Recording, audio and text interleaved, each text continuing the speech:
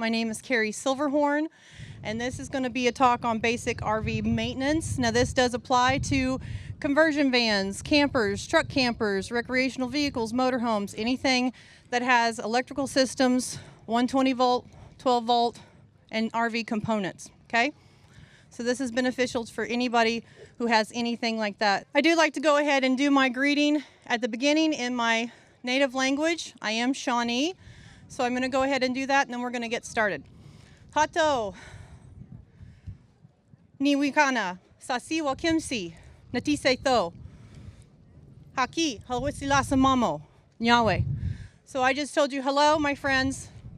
Thank you for this good day. I gave you my Indian name, and then I told you thank you. So I was going to have you repeat it back to me, but I figured that would be really hard. So I am originally from Oklahoma, so every once in a while you're going to hear that accent come out where it sounds like I ran over a cat. Just disregard that and move on. I am Eastern Shawnee and Irish, which makes me the most stubborn person here, I'm pretty sure. Yeah, the honoriest one too. And for more than 25 years, I was a graphic designer, web designer. I'm an artist, professional artist, and a professional muralist and an author. And then I became an RV tech. So welcome to my reverse midlife crisis, where I should be on a beach somewhere painting, but no, I'm climbing underneath and on top of RVs and squeezing myself in places that were never meant for human contact. Good, sounds like a good time. So how I became an RV technician was a little bit of a trek for me, and it was a really awesome, the way that the universe kind of led me into this. I had a 6-bedroom house, worked the 3 jobs, drove the Cadillac that did not impress anybody at a stoplight, and then subsequently just kept downsizing after a couple of tumors and some illnesses. I started downsizing and downsizing until I ended up in about 200 square feet, a 1984 Terry Taurus that was probably as big as my shoe closet at one point in time. And that camper taught me so much, just not only about myself, but my resilience and the detachment of things, you know? So one of the reasons that I became an RV technician is because I bought a 1984 Terry Taurus and nothing worked on it, right? Okay, so I had to keep asking people for help, and people would tell me, set it on fire and send it down the road. Not helpful, okay? Yeah.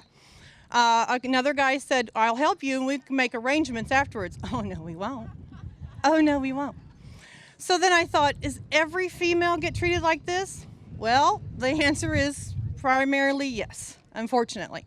So it was my goal to make sure that people do not feel stupid for what they haven't learned yet, and to leave people better than when you found them, okay? So I was like, oh, congratulations, you've activated the Irish and the hillbilly, so hold my beer, watch this. I'm gonna go to school. And I became a registered technician, and then a certified technician, and then a solar technician, and then a generator technician, but I keep that on the down low because I hate generators. And then an inspector. So I wanted to know every single thing that I could learn about an RV, which is into infinity because you never stop, that I could, so that I could help people, okay? I was the only female that graduated in a sea of 89 men. I had to work twice as hard. I had to learn twice as much. I had to do twice as much to prove myself, and even now, unfortunately, my fellow techs that are men, I have to still go twice as hard and twice as much. So it's a never-ending thing. In the Midwest, I still get turned away for jobs because I'm female. So it still happens. There's still this kind of a preset. My main goal is for women who want to RV. Your confidence and your empowerment doesn't come from putting men's boots outside your door and 2 sets of chairs and a big dog bowl that has Brutus on it. That's a smoke screen. That just says that you're scared. What will empower you is knowing your own rig. You're going to know how that thing operates. You're going to know how to talk to somebody, because if you call somebody and go like, I don't know, like my beer's not cold, your price just went up, right? But if you call somebody and you say, I have 13.5 on my batteries and I have a full tank of propane, well, then you might actually know something. So they're going to tread the line, right? And you will not get taken advantage of that way, okay? Now, you may know after this class how to do some of these things, but you're going to say, okay, I was not born Spider-Man, so therefore my keister will never see the top of that roof. That's fine, but you're still going to know how it should be done, so that when you call somebody to do it, you know what they're going to do, you know how long it should be taking, and you know how much it should cost. And that's going to vary from area to area, but you'll have an idea. Okay? So we're going to go over the electrical system in an RV. Okay? So a lot of people assume that an RV is just like a house. It's just like a house on wheels, and I should be able to plug in and do whatever I want to do, and that's not so. This is a glorified tent, okay? You are basically glamping, and it has very limited restrictions. And we're going to talk about those restrictions, that you respect those restrictions when it comes to electricity, but you're also going to know how it functions, okay? So there's two types of electrical systems in an RV.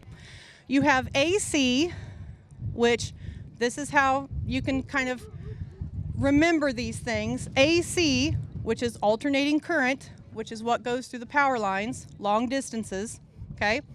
Just think of that as that's what runs your AC. That's what runs your AC adapters, anything that you plug into an AC outlet, okay? DC is your 12 volt, okay? Think of that as a Duracell. It's a battery, okay? That's your 12 volt. The 12 volt is your heartbeat of your camper. It is exactly what that is designed to run off of on 100% of the things. All your lights, your control boards, your control panels, every switch is all 12 volt, okay? So generally, if you have electrical problems, it is going to be a 12 volt issue, okay? And so you can try to diagnose this yourself after this class, and you can kind of see where the problem may lie before you have to call somebody, okay? So you have four sources of power. You have battery, you have shore power when you plug in to an outlet somewhere. You have solar, which we'll touch on basically. I know there's a lot of people out here that teach about solar, so I don't want to steal their thunder, but I am going to give you the basics on solar. And then you have generator. Blech. And when you're plugged into shore power, your converter is what turns that 120 AC into 12 volt. So it converts it. So you're taking plug-in power and turning it into battery power. Does everybody get that? When you have an inverter, you're taking battery power and you're turning that into plug-in power. Okay? They're the exact opposite. All right? So we have those kind of. Now you do have what I call the 80-20 rule. Okay? So you're never going to have 100% of any of your battery power. So if you have a 12 volt 100 amp hour battery, you're not going to get 100 amp hours. You're going to get about 80, okay? 80% of that, okay? Because 20% of that is for reserve. Now there's different types of batteries. There's lead acid, which is the most common. Those you have to maintain, okay? Those are maintained with distilled water only, okay? They have little caps on the top of them. You have to pop those caps, and you'll look in those little funnels, and you'll see a water level. Now that water level is supposed to form what they call a meniscus, a little concave, right underneath that funnel. That's full. No more, no less. It has to have that little bubble. Distilled water in all of them. If it goes dry, you have a dead cell, and that is a parasitic drain, and it will start drying out and draining any healthy cells and any batteries that it's connected to, okay? You need to do that about every 6 months and check that, depending on what climate you're in. If you're primarily in Arizona, 6 months, because it's warmer, okay? If you're in a colder environment, you may not have to do that as much, because it's not going to evaporate that much. Does everybody get that? You also have a sealed AGM battery. AGM has a gel inside. No maintenance. You do not need to do anything to that. Uh-oh, runaway hat. And then you have lithium, okay? Okay, lead acid and AGM batteries have to be outgassed. They have to be vented. They produce a gas, okay, because of the chemicals and the liquids inside of them. Okay, lithium you can stick underneath your couch, in your closet, you know, in a wall somewhere, in a pantry, in a cabinet, wherever you want to. They do not have to be outgassed. They do not have to be vented.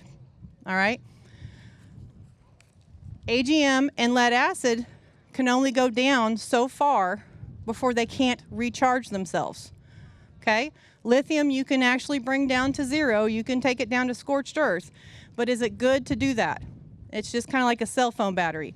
Is it good to let it die all the way down and then try to charge it back up? It's really not. It actually decreases the life of that battery, okay? And batteries that are AGM and lead acid are about 3 to 5 years is their lifespan, okay? So every 3 to 5 years, and typically it's about the 5-year mark, is about when they start to dissipate. Now, your control panels and everything are set to run off 12 volt. They will automatically stop working if your batteries get to 10.5. On any battery that you have, if you get down to 10.5, no thermostat will work, no lights will work, no control board on your eyebrow board for your refrigerator will work, nothing will work. 10.5 is the safety cutoff of your camper. Does everybody understand that one too? Okay. You say no? Okay. Oh, so you have 12 volts. It's meant to run on 12 volts, and that's its safe spot. You can have 13.5 on a battery, which is like a fully charged battery, but if you get to 10.5 volts, the safety mechanism in your RV will shut everything down. Okay? So no lights, no batteries, or no light switches will work, no control panels will work, no refrigerator will work, nothing. Okay? So you want to check on your batteries for like corrosion, loose terminals, frayed wires, those type of things. Those are your maintenance requirements for your batteries, you know, because these things loosen up when you go out on the road. How many times do we have to unscrew or rescrew in a screw that's like wiggled its way out? Everything loosens up whenever you start moving it down the road, right? Okay, so that's very important that you check that, because if it's not hitting 12 volts and it's getting intermittent power, you're going to have arcing. And arcing can start a fire. So that's very unsafe. So lithium batteries, you need to have a proper extinguisher with those. A regular fire extinguisher will not work on lithium batteries because it will not cut off the chemical reaction that the lithiums produce. On Amazon, I think you can get both of those for like $29. Okay? They're small enough to carry in a camper van. You can put them in various places. They'll work on everything else, but it is specifically designed to stop the chemical reaction of a lithium. Okay? So it's very important that you have the right fire extinguisher, because when lithiums do overheat, and that is a problem, then you have something that you can carry and be safe. So they're still a little volatile, but they're, I mean, as long as you're, you know, with them safe, and you have your connections tight to where there's not like any arcing or anything like that. I always space mine out so that battery is not touching battery, that sort of thing, if you have more than one battery. There are several ways that you can hook up your batteries so that you can get more power, okay? So when I talk about electricity, I talk about buckets of water, all right? You have to have more trickling into the bucket of water than you have trickling out, okay? And your bucket of water will only hold so much, okay? So if you have a 100 amp hour battery, it only holds 100 amp hours, okay? 80 basically, right? So if you need more than 100, then you need another battery, okay? So you add another bucket. So if you need more water, you add another bucket. So if you need more power and you have a 12 volt battery and a 12 volt battery, you're going to hook them up in parallel. Negative to negative, positive to positive makes an equal sign, right? So that means this 12 volt and this 12 volt equals 12 volt. 100 hours now equal 200 hours. You've doubled your hours, okay? So if you have a motorhome, typically they have 6-volt batteries in there. And 6-volt batteries, of course, nothing runs on 6-volt. You have to have 2 of those to make 12 volts. So you run it negative to positive. That's in series. When you run it negative to positive, now you have 6-volt, and 6-volt now equal 12-volt, same amp hours. So it's only 100 amp hours. So your amp hours don't double, but your voltage doubles, okay? So that's how you would do, in some cases, a 24-volt system or a 48-volt system. If that's what you wanted to run in your solar setup, that's how you would do that. You would do that in series with batteries. So I have in my camper 4 100 amp hour batteries, and they are in parallel. Negative, negative, negative, negative, positive, positive, positive, positive. So I have still 12 volts, even with 4 of those, and I have 400 amp hours, which is still not enough because I'm greedy, right? Physically connecting in series, you take a cable, a 4-aught cable, battery cable, just like you would have on your car, and you go from the negative terminal to the positive terminal, okay? And then just like this shows you right here, you're going to have one going out to the camper on the other negative and one going out to the camper on the other positive, okay?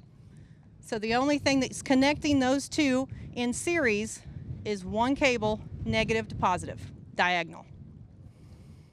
Okay, on a parallel, you'll have a cable, negative to negative, positive to positive, and then you'll have also a cable going out on one positive and a cable going out on one negative.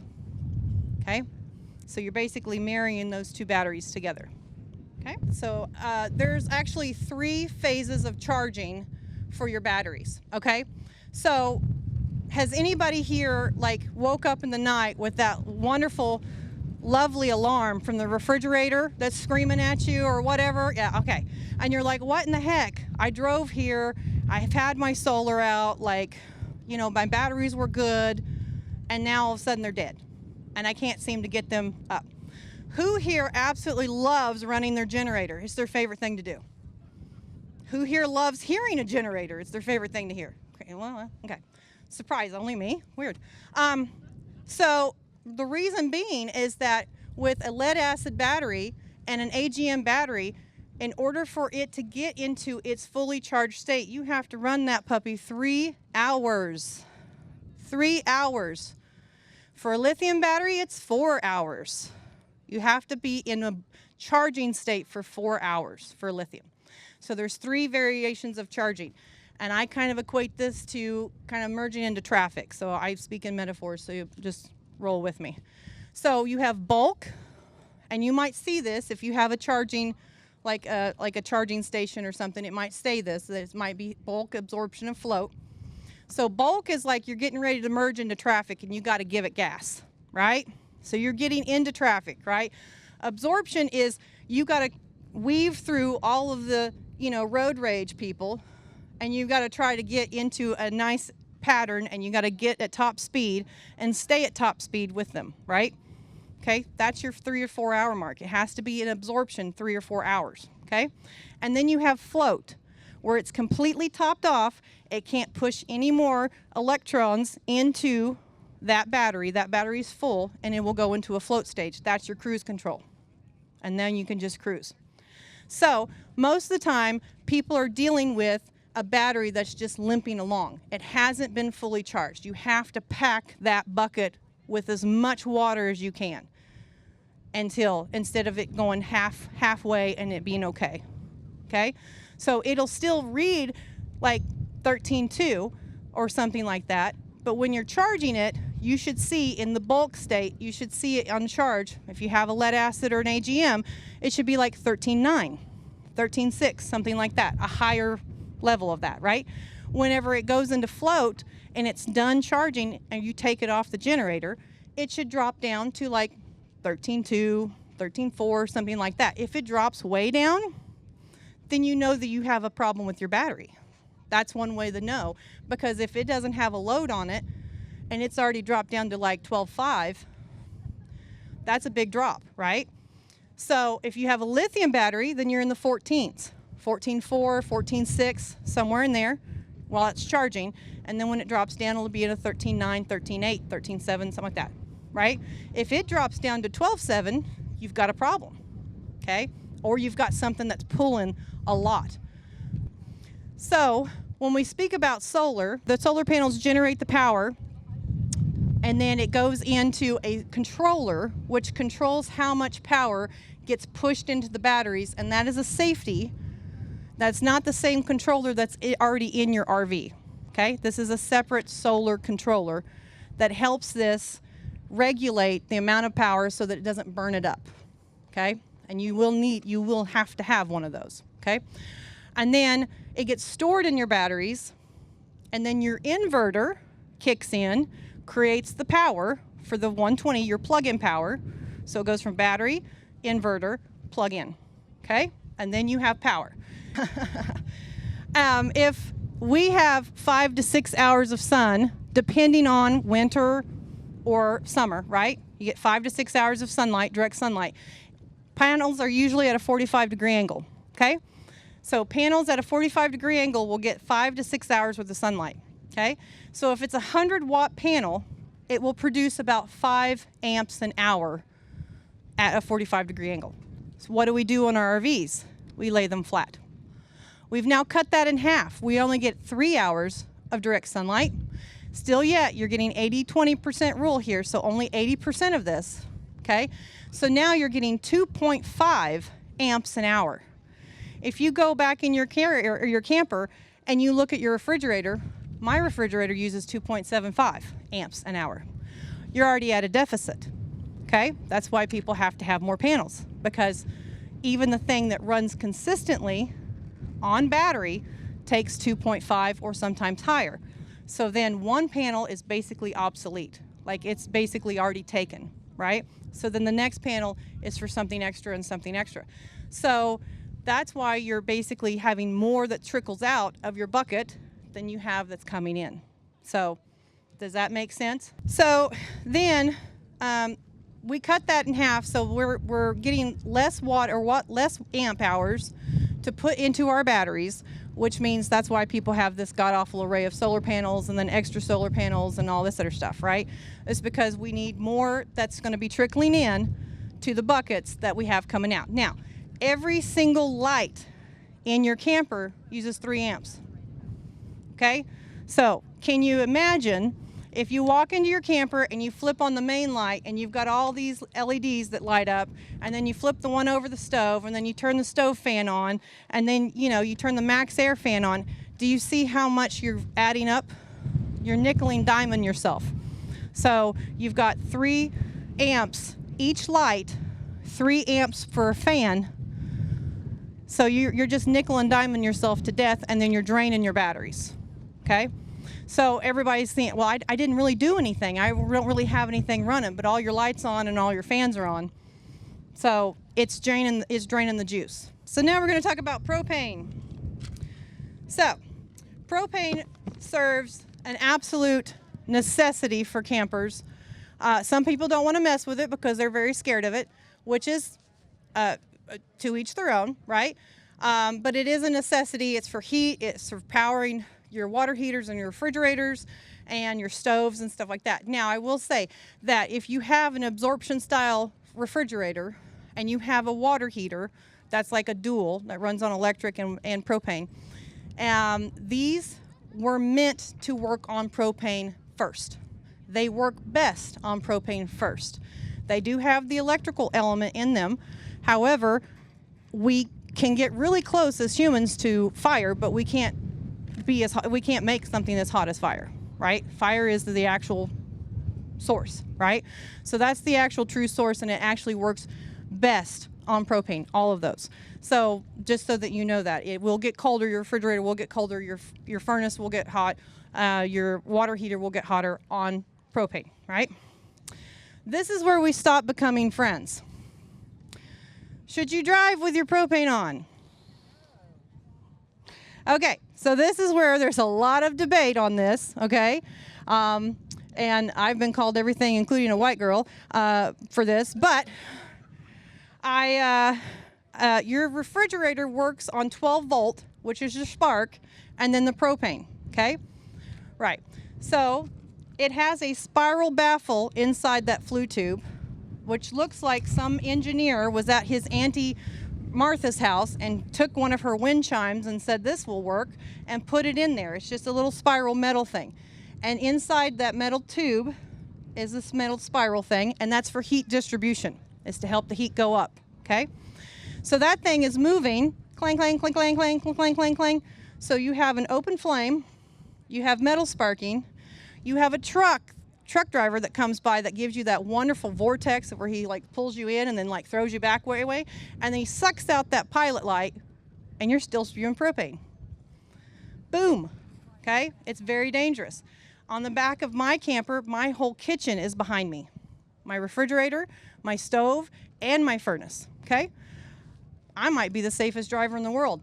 My truck can only go 55 miles an hour on a good day. Like, I'm not going very fast. But what if somebody's texting and driving behind me and hits me? And I have an open source of fuel, and that propane ignites. Now, I have to see that. I have to live with that. I didn't do it, but it's a possibility, right? Propane is also highly regulated. You're actually not supposed to go through a gas station with your propane on. I don't know about you, but I don't stop at Buc-ee's, get out, turn my propane off, then go in there and then get gas and then turn it back on, right? It also, you can't have it on when you cross over a bridge or go through a tunnel. These are actually regulated this way. Now, are they enforced? No, but they are regulated and it is in documentation. So, how do you keep your food cold, right? Like, the wine is gonna get hot. We can't have this, right? Okay, I get it, I understand. There's several things that you need to remember when it comes to an RV refrigerator. It is basically a glorified cooler, okay? It is an upright cooler. And so when you take care of your seals by washing them in warm, soapy water, Dawn only, and you wash those in there and you maintain a good seal in there, I pack mine with ice blocks for a cooler. I just pack the refrigerator with ice blocks. The refrigerator will only lose 1 to 2 degrees every 2 hours. It's not a lot. It's not a lot. And if you have anything that you're really concerned about or you're really going to go for a long period of time, I don't know about you, but my bladder dictates when I stop. So I stopped every 2 hours to get up, walk around, fire it back up, let it cool down, and then keep on going. Turn it back off, keep on going, right? So if you want to do that, you got to get into it. You have to make yourself a sandwich or whatever. Give yourself a little bit of a respite. You know, fire it back up, get it cooling again. But it's not going to lose that many degrees as long as your seals are good and as long as you're not opening it. If you're opening it a lot, there's a hot and cold exchange, for every minute you have that open, it takes it an hour to get back to temperature. Now, you want to look for leaks whenever you're dealing with propane. You can do that with just soapy water in all of the areas that come together. So at the tank, at the regulator, everything that has a hose or a fitting, you use soapy water and you can look for tanks. You can smell the propane, and if you are really getting a smell, that smell that they put in there, if you're really smelling that, then I would start using the soapy water, because that shouldn't smell that much. There's a little bit of a smell when you kind of first bleed your lines, but after that, it shouldn't smell that much. And you shouldn't be able to smell it outside. If you're outside walking around your camper, you shouldn't be able to smell it, okay? So that's the first sign that you might have a leak, okay? You do need to recertify your tanks. Now, ASME tanks do not need to be recertified. ASME tanks are the ones that are mounted underneath, the big ones, okay? Those do not need to be recertified. Those are regulated by the DOT, okay? But your little tanks on the top, on the tongue, or little canisters, those have to be recertified initially 10 to 12 years after manufacturing date, and then every 5 years. When we talk about refrigerators, again, you have 3 different types. You have a 12-volt refrigerator, which runs off battery, and that thing is a battery hog, okay?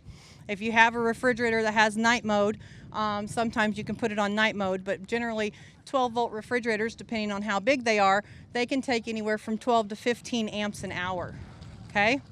And so sometimes on night mode, you get maybe 8 to 10 amps an hour, okay? It's still a battery hog. Your furnace is also a battery hog, 8 to 10 amps an hour, okay? You have absorption style refrigerators, which has the propane and then has the 12 volt or the 120 volt electricity. How those refrigerators work is that there are several different chemicals inside of those cooling tubes, and this is a sealed unit, right?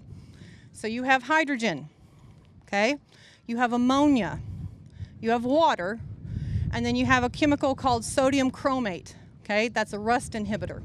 If you go to look at an RV and you open up the back of the refrigerator and you see yellow rust, that refrigerator is busted. It is no good. It is a replaceable refrigerator then, not a fixable one, okay? So just know that those lines have all those chemicals in it, and the sodium chromate, if it leaks out anywhere, it's going to turn into yellow rust. Kind of looks like yellow ochre, yeah. So also, again, these chemicals are very flammable. They're very explosive, obviously. You have hydrogen in the back of your refrigerator there with a heat source. We're going to move on to wastewater systems. So, whenever you're at a campground, is it okay for you to just leave your black tank valve open because you're connected to sewer? No. You will get what we call the cone of shame, okay? So this system is a gravity system. It needs 2 parts of liquid for 1 part solid in order to move that through your lines. And I don't know if they get like a bonus for this, but they have like a quota of how many 90-degree turns they can put in those lines. And they make it almost impossible for it to go through. And so, you know, you want to make sure that you have a full tank with enough liquid to push everything out as a gravity-fed system, right? If you leave that out, liquid will go out, solid will stay. And then you're going to have a problem, right? Okay. So this is another place that we're going to not be friends. RV toilet paper, okay? Now this is highly debated, and like I said, people can do what they want. I'm just telling you what I have learned. But RV toilet paper is RV toilet safe. Now I'm a designer, I'm a marketer, so I realize marketing terms. And if you look on some of the stuff, it says RV toilet safe. So it means it's safe for the toilet. But does it stay in the toilet? No, it goes in the tank. Okay? So the manufacturers of the tank actually say no fibrous material in that tank. Okay? So their specs are no fibrous material in that tank, but it's safe for the toilet, but it doesn't stay in the toilet. Now the techs that disagree with this, ironically, don't do tank cleanings. I do recommend only 1 product to put into your toilet, okay? Into your black tank. So I do not recommend at all any of the homemade remedies with Calgon, Pine Sol, bag of ice, none of that, okay? All that is really not helpful, not beneficial to your tank, right? First of all, the bag of ice is going to disintegrate the minute you start moving. It's not going to do anything. So you're just making a poo cocktail. That's all you're doing. That's poo on rocks, okay? And nobody wants that, okay? And then with the Calgon and the Pine Sol, those are deodorizers, and they are soap-based. And what does soap do when it loses the water that's inside of it? It becomes like this disgusting sludge, right? So you're adding disgusting sludge to disgusting sludge. Okay, so now you have Pine Sol smelling sludge. And that's all that does. It doesn't clean anything out and whatever. It just makes it to where it is just more sludge in there, and it can actually do more damage to that, right? So the only product that I use, and this is what I was taught to use, is called Unique, U-N-I-Q-U-E, okay? It's an agricultural product. It was made for agricultural development, and it's a bacteria that will eat through and turn everything that's a solid into a liquid. No smell, no fuss, okay? They have all kinds of stuff that they have out. I have used those products so many times to where I couldn't unclog a toilet, and they have a declogger on there. I don't care if you have a Lego that got thrown down there. That sucker's going to get ate through, and it's going to turn into a liquid, and it's going to get flushed down the toilet, and it works. That's the only thing I use. Now, on my gray water and my fresh water, you would think that the black tank is the worst tank to deal with. And I'm not going to say it's a walk in the park, but the gray tank is actually worse. Okay? It smells the worst. It has hair. It has food. It has skin cells. It's got toothpaste and spit and all this other stuff. And then what do we normally use since 2020? We use antibacterial soap. What do we need to have in the tank in order to break all that stuff down? Bacteria. Okay? So we're actually kicking it in the foot, you know, and causing it to just continue to fester, right? If you have that nasty, nasty smell that you think is coming from your bathroom, it smells like that rotten egg smell, that's your water heater. It's not your toilet, it's your water heater. And so you can clean all of those out with vinegar. White distilled vinegar. That's it. That's all you have to do. Put it inside your fresh tank, circulate it through your lines, open all your faucets, run it through your hot water, everything. It's going to clean out the algae, it's going to clean out mold, it's going to clean out calcium, hard water buildup, everything. And then just do a really good flush on it whenever you can. That's all you have to do. You don't have to buy anything expensive. White distilled vinegar. That's it. Okay? And it'll take care of that smell. So we're going to talk a little bit about tankless water heaters, because that's one of the things that most people want to upgrade to is a tankless water heater, because they think that's like so cool, right? So tankless water heaters, well, for one, that name is a lie, because there's a 3-gallon tank in there. Okay? Because we're human and we're impatient. We want hot water right now. Okay? So we want hot water. So there's like a tank in there that's always hot. Okay? And it's a small, thin, very thin copper tank. Okay? How is that tank going to do in winter? That thing's going to bust immediately. Immediately, it's going to bust. Okay? So, and then there's a flow sensor in there that requires 55 psi or more to activate the heat. Now, I don't know about you, but water pumps, unless you have like a Terminator water pump, sometimes those don't reach 40 psi, and sometimes they can go more. So it's going to be intermittent if you're boondocking on whether or not you can actually create enough psi to operate that flow sensor. On city water, they're great, because this is a residential idea that they have tried to adapt to and sell to the RV market. So we're going to talk about the air conditioner now. Again, the 30-60-90 rule still applies. You're going to turn on the thermostat. 30 seconds, you're going to have the thermostat talk to the control board. You're going to hear the relay click, right? You're going to have the fan turn on. And then you're going to hear that annoying hum of the compressor sound, right? That's going to come on, and then you're going to have cold air, right? In theory, right? Except when it's 90 degrees outside and you want to turn it on for the first time, and then it's not going to work. That's just the way it happens, right? So your air conditioner is only designed to work and cool the air 20 degrees below ambient temperature. So if you call me and it's 100 degrees outside and you say it's 80 degrees in here, I'm going to tell you, congratulations, your air conditioner is working good. It's unfortunate, but it is how it is. Now your refrigerator, it's only designed to work between 40 degrees and 100 to 110 degrees. It will stop cooling after 40 degrees, and it will stop cooling after 100 degrees. It's just how they're manufactured to do. So when they say you're supposed to be RVing in 77 degrees, that's why. Because all the components are meant for basically 77 degrees, right? So some of the things that you need to do with an air conditioner is that you need to have this cleaned or clean it yourself every 3 to 6 months, depending on where you're at. Now, if you're around a lot of cottonwood trees, 3 months. Okay, because it's going to look like you obliterated a bunny rabbit in there, and it's gonna completely clog up the thing. So everything in your RV has to breathe. It has to have airflow. The furnace has to have airflow. The refrigerator has to have airflow, and the AC has to have airflow. If you're clogging up the airflow, you're going to suffocate it, and it's going to burn up, right? So you have to clean that every month when you're up there. If you do get up there, or somebody else is up there, they need to check for nests. Okay, this is a squirrel mice condominium. They have hit the jackpot. They've got moisture. They've got, they've got a fan blowing on them. They just, they've got food up there. They've got shelter. They are in hog heaven. And guess what? Rodents love red wires because red wires are coated in soy. So red wires are a snack for them. And guess what? That's your live wire.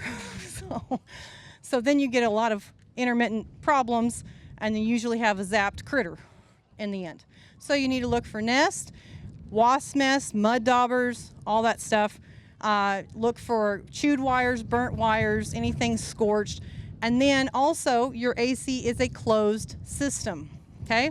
They put oil in those lines for lubrication so that the Freon, the coolant, can go through seamlessly without getting clogged, right?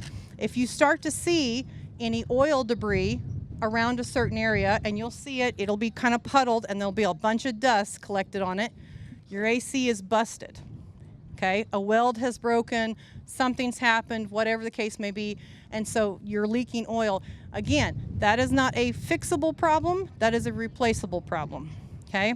And that's generally from not cleaning it.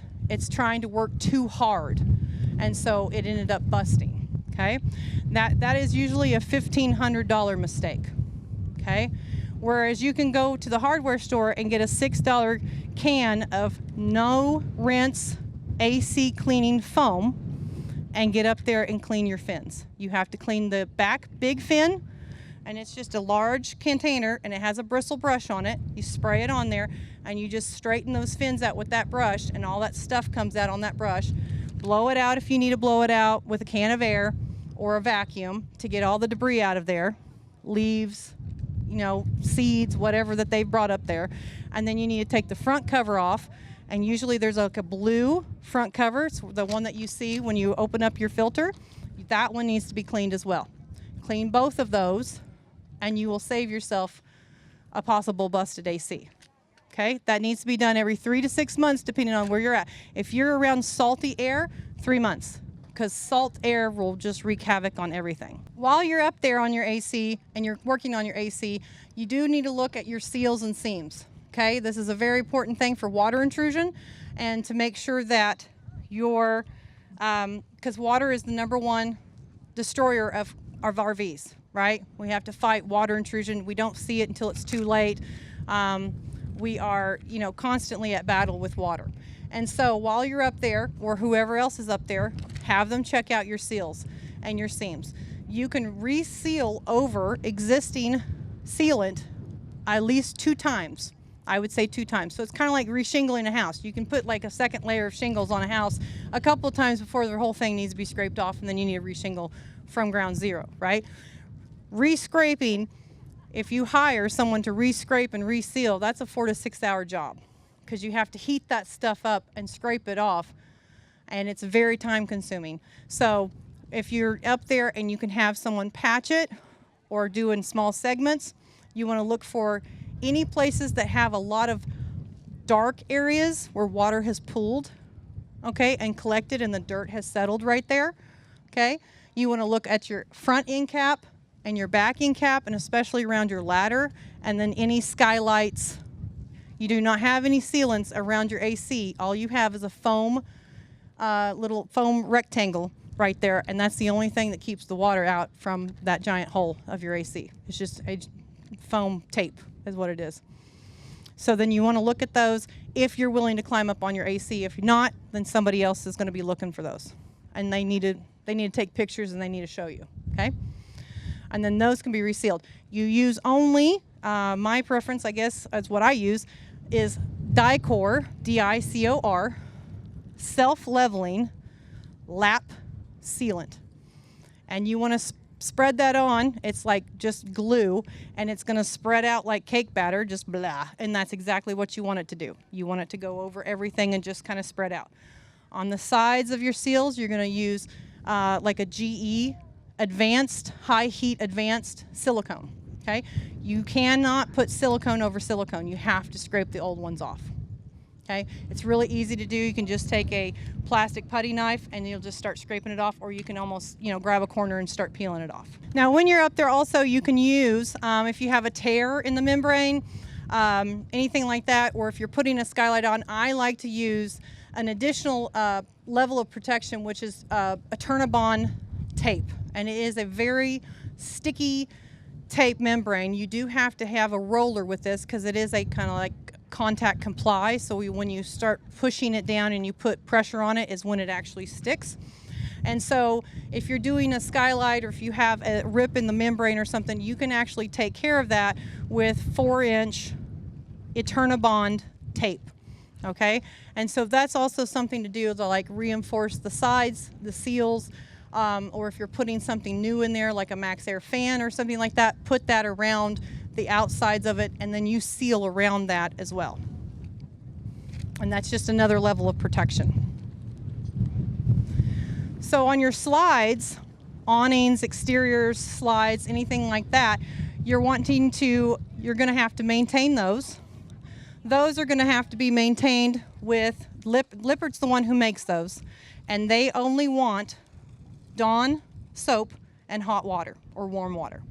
So all of your bulb seals, your slide seals, anything like that, they want you to clean that off with a terry cloth rag, Dawn and hot water. That is what they recommend. A lot of people use conditioners and they want to put, whatever else on them. If you do want to do a conditioner, you can do something, but you would probably need it to be a dry conditioner like T9. There's a spray called T9, and I think WD-40 also makes a dry spray. You don't want anything that's oily because you're going to get dirt onto whatever you just sprayed. Okay? You do not want to do anything with the tracks. If you have a Schwintek or anything that has those little ridges on the side of it that have out, you want those clean. You just want those cleaned off or sprayed off. You don't want anything in those that are going to collect dust and dirt because it will jack up your slide. Okay?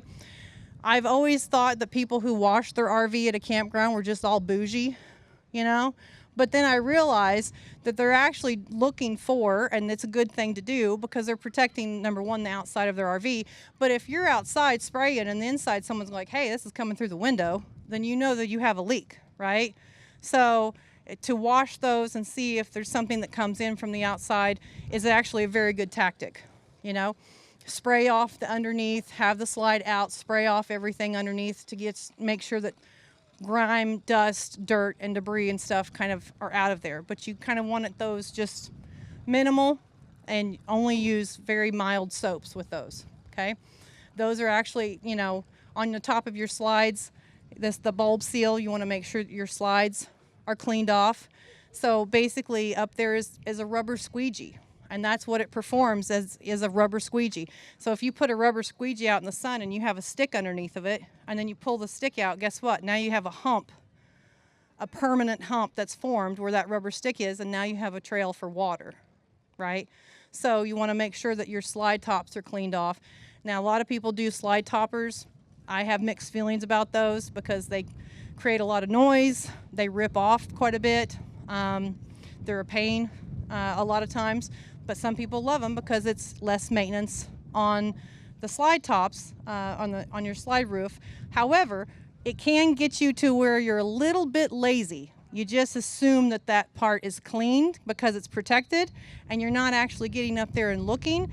And so you could be housing a whole bunch. And that pine needles, if anybody's traveled in the Pacific Northwest, pine needles are my nemesis. I find those things for years to come. They get in everywhere.